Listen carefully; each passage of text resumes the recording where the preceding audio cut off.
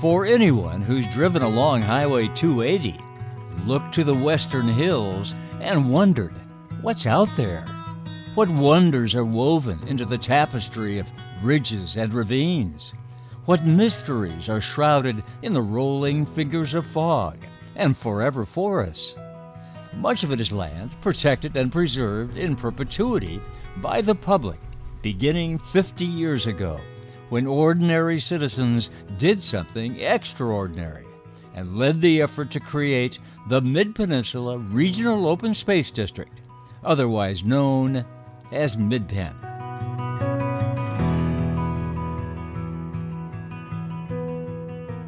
So these lands are a gift from the people who founded the organization to the people who come after them, all the generations that come after. Midpen protects nature on the peninsula, providing a gateway to its natural and historical wonders, and a sanctuary for all its inhabitants.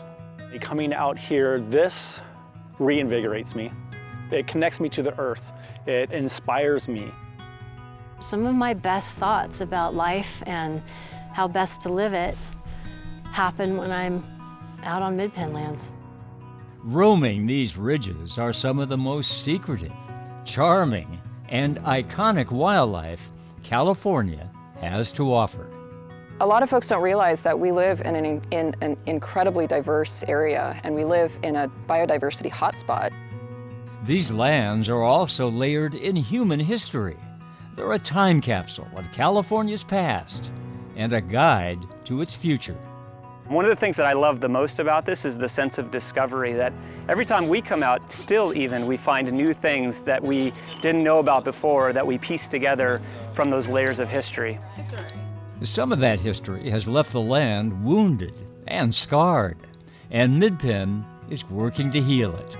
It seems like every mess is actually a wonderful opportunity for something better, right? Our wildest dreams about what this could become is exactly what it became. What started as an effort to protect the rolling hills above Silicon Valley has grown to encompass much more, preserving the verdant grasslands and clear-running streams extending to the ocean, and sustaining the coastside's legacy of agriculture. To be able to make a living on the coast, doing what you love for 5 generations, it means the world to me, honestly. These gifts of open space and nature are here today because of the vision and tenacity of dedicated local residents 50 years ago.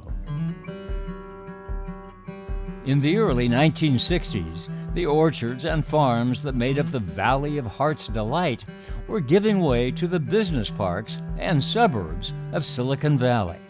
The loss of open space was alarming for a public that loved the area's natural splendor and agricultural bounty. I kept looking around and saying, well, you know, there's nothing like what I needed when I was a child. No place where everything was natural.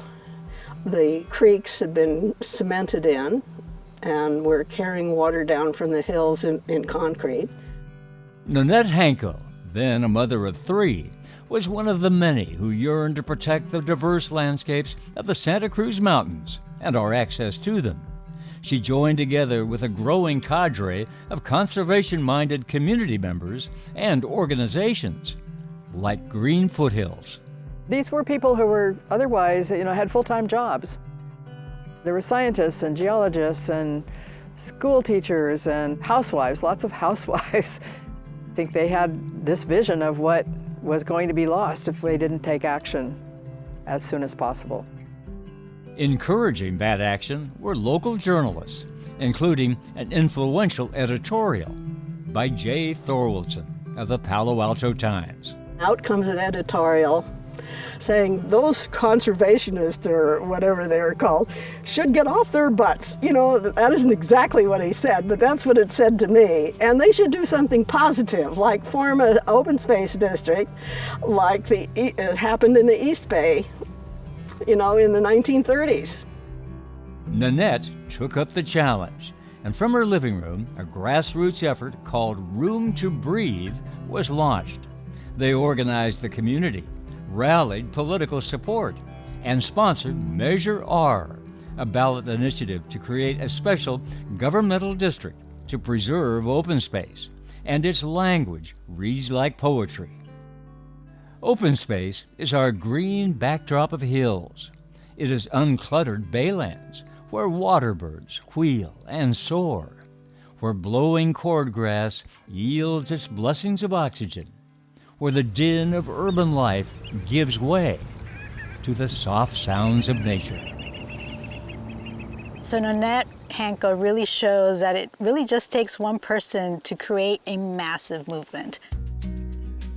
She mobilized her friends, she mobilized open space enthusiasts, she carried that message forward.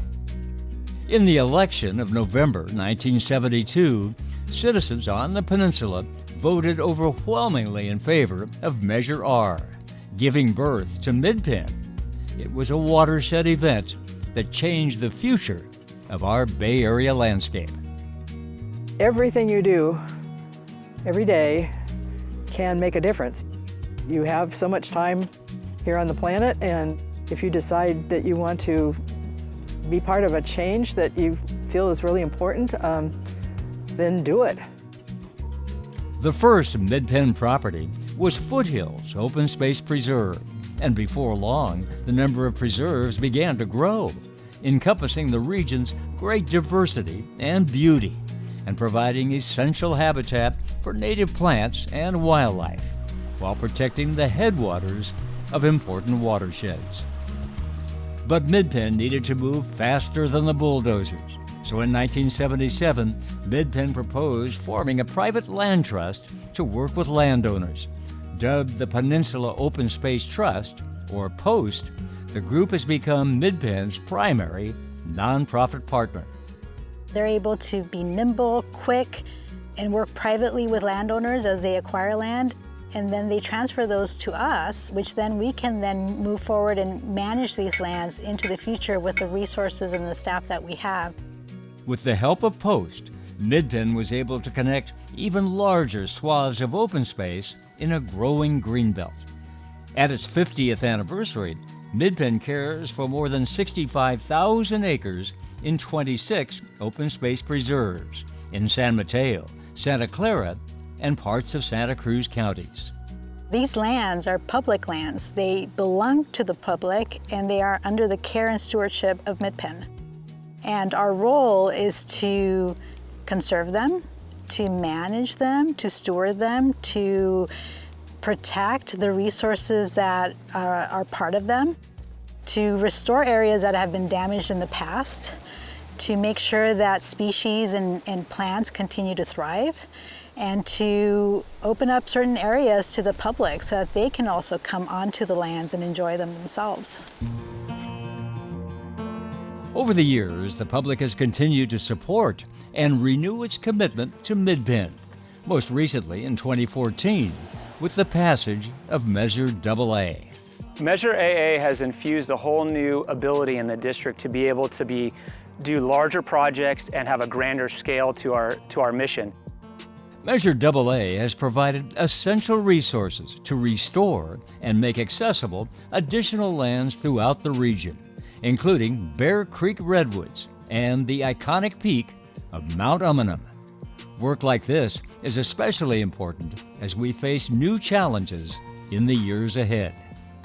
So many of the challenges that Midpen sees moving forward, a lot of them have to do with climate change. And so we know that we need to increase our efforts to make sure that our areas are resilient.